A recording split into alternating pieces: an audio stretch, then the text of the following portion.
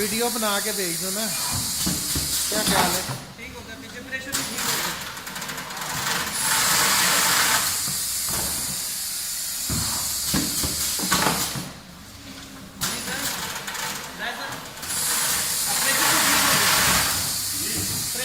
गया। हाथ लाओ जी जरा।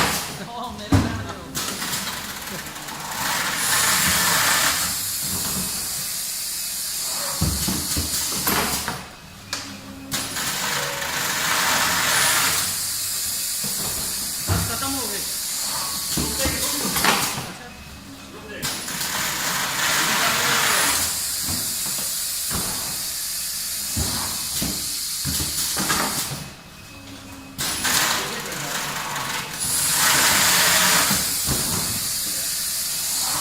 आखिरी पैटर्न तक दिखा दिया।